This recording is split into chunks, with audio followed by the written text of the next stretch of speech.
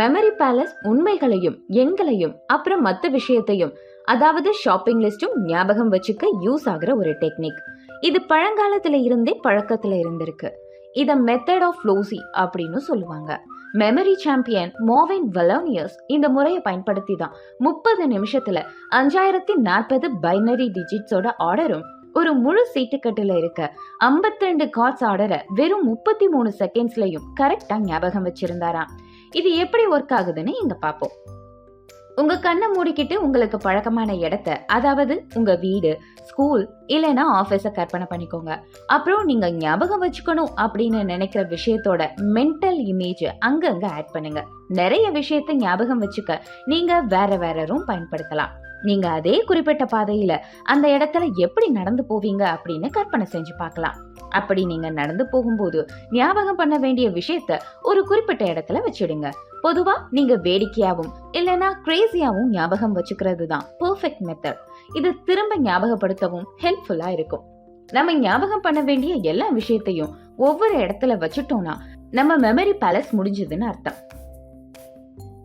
நம்ம மெமரி பேலஸ்க்கு திரும்பி வர்ற நாள், அதாவது உள்ள என்ன வச்சோம் அப்படிங்கறத ஞாபகம் பண்ணி பார்க்க நினைக்கிறப்போ நாம அந்த மெமரி பேலஸ்குள்ள திரும்ப போகணும். நாம ரொம்ப கவனமா மெமரி பேலஸோட கதவை திறந்து நம்ம நடந்து போன அதே பாதையில திரும்ப நடந்து போற மாதிரி கற்பனை பண்ணிக்கணும்.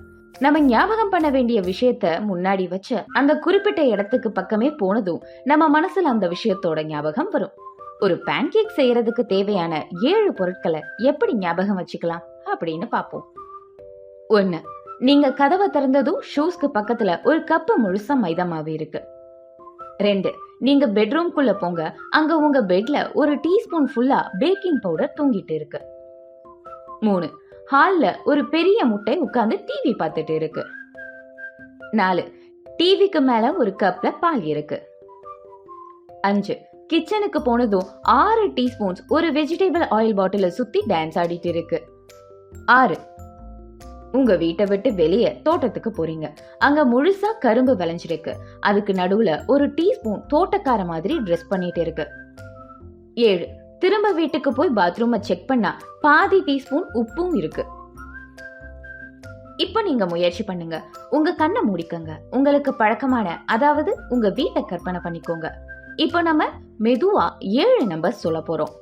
நீங்க வீட்டுக்குள்ள நடந்து போறப்ப ஒவ்வொரு தனித்தனி இடத்துலயும் ஒரு நம்பரை வச்சிருங்க. Let's go. 3, 14, 1, 5, 9, 2, 6. இப்ப திரும்பவும் அந்த இடத்துக்கு போறோம். அப்போ நீங்க ஞாபகத்துல வச்சு இருக்கிற நம்பரை கீழே கமெண்ட்ல எழுதுங்க. அப்புறம் நீங்க கணித எண், பை இல்லைன்னா வேற எதையாச்சும் ரொம்ப நாளைக்கு ஞாபகம் வச்சுக்கணும் அப்படின்னு நினைச்சா இந்த டெக்னிக்கை மறந்துடுங்க. உங்க ஸ்கிரீனை ஆஃப் பண்ணிட்டு மெமரைஸ் பண்ண ஸ்டார்ட் பண்ணுங்க. ஏன்னா செஞ்சு பார்த்து கத்துக்கிறத விட சிறப்பான வழி வேற எதுவுமே இல்லை.